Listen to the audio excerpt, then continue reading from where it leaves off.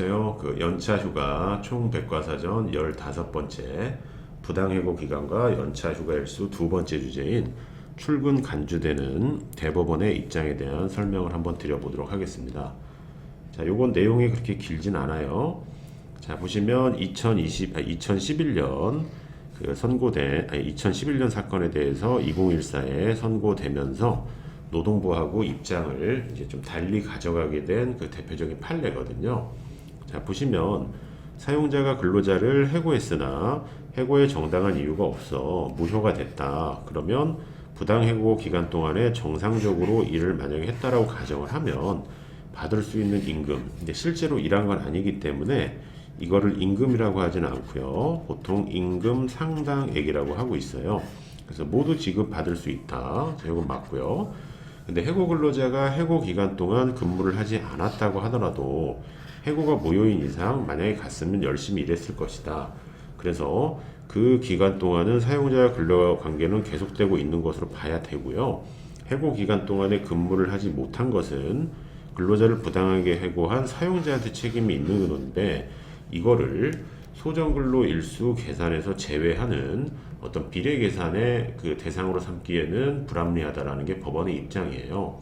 그래서 보시게 되면 근로자가 부당해고로 인해서 지급받지 못한 임금이 연차 휴가 수당인 경우에도 근로자의 자 보시면 연간 소정 근로 일수 이걸 그냥 좀 가정의 편의를 위해 365일이라고 하고요. 그리고 출근 일수를 고려해서 8할 이상의 출근율이 있을 때 연차 휴가가 만들어지잖아요. 그래서 연차 유급 휴가가 부여되는 것을 전제로 연차 휴가 수당을 지급해야 된다. 자, 이를 산정하기 위한 연간 소정 근로 일수와 출근 일수를 계산함에 있어서 사용자의 부당해고로 인해서 근로자가 출근하지 못한 기간을 근로자에 대해서 불합리하게 할 수는 없기 때문에 잘 보시면 그 기간은 연간 소정 근로 일수에도 포함시켜주고 제일 파워풀한 거는 출근 일수에도 산입시켜준다. 그래서 이른바 그 대법원은요, 부해 기간에 대해서 출근 간주하는 입장이에요. 그래서 모두 산입된다. 자, 이게 대법원의 입장이고, 앞서 제가 14강에서는 그 보육노동부는 이와 달리 비례 계산한다라는 입장이라고 말씀드렸어요.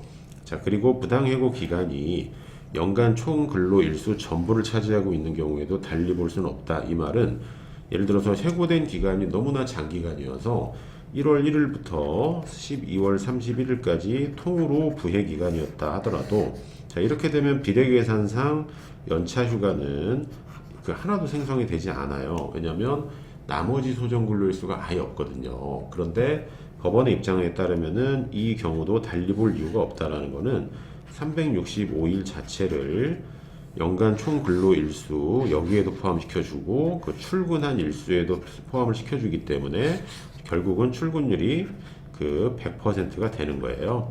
그래서 이때 근속연수를 고려해서 정상적으로 달리 볼 이유가 없으니까 생성을 해주고 이것도 연차 수당으로서 임금 상당액에 다 반영을 해서 그 부여를 하라는 의미거든요. 그래서 다시 한번 14강과 15강을 정리 드리면요. 그 15강 먼저 역순으로 말씀드리면 부당해고 기간은 대법원은 출근 간주, 14강에서 말씀드린 건 고용노동부는 비례 계산의 대상이 된다라는 겁니다. 그래서 14강하고 15강은 약간 연강으로서 시리즈이기 때문에 제가 제목을 1, 2 이렇게 부여를 한 거였고요. 자, 여기까지가 부당해고 기간과 연차 휴가 일수에 대한 설명이었습니다.